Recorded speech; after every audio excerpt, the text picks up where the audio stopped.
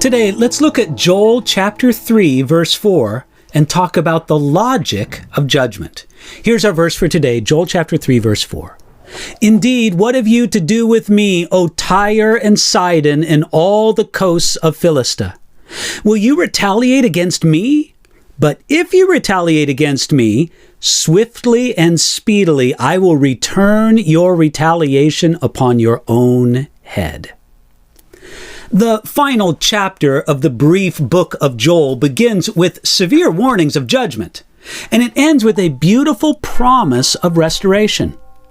Speaking to the nations, God asked this question, "Will you retaliate against me?"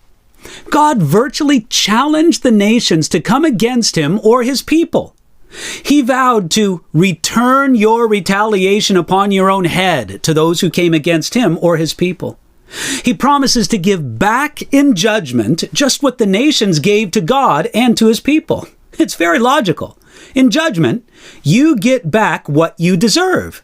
It's just retaliation upon your own head, to use the phrase from Joel chapter 3, verse 4. Judgment is about the only aspect of God's plan of the ages that is plainly logical. The grace and mercy of God is not plainly logical. Salvation by grace through faith is not plainly logical. The high standing and destiny of the believer in Jesus Christ is not plainly logical.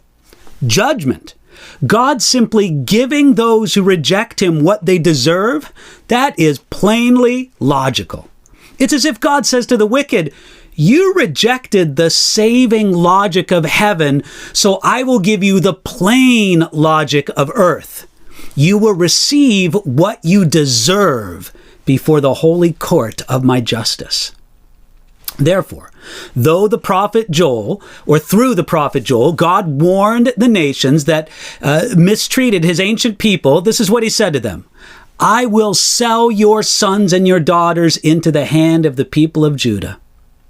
The nations treated God's people with contempt, and they had no sense of their worth. Therefore, God would repay them with the contempt that they put upon his people, vowing to return your retaliation upon your own head. As we look at the world today and through history, we see that it is always a losing proposition to persecute the people of God.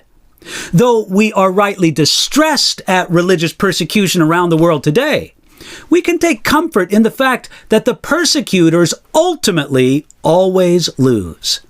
The old Puritan preacher John Trapp details the horrors that befell the 10 emperors of the Roman Empire that persecuted Christians.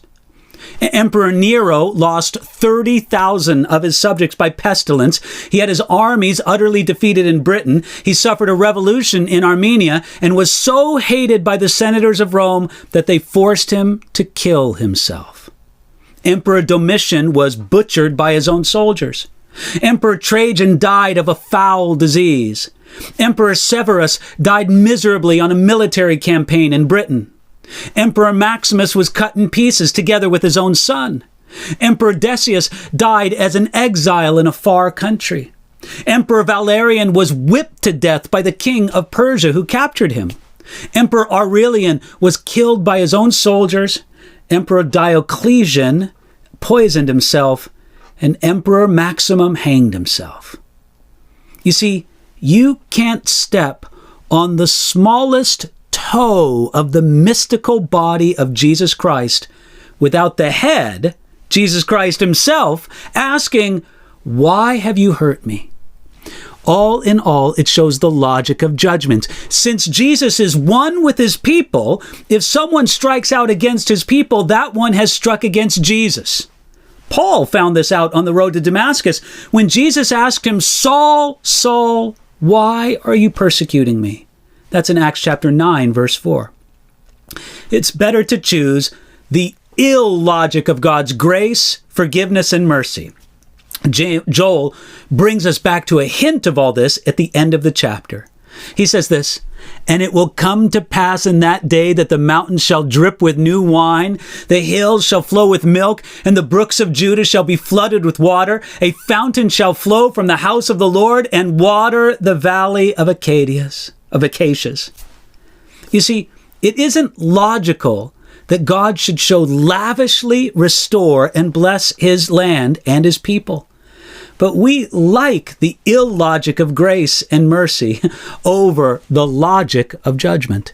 So, thank him for it today.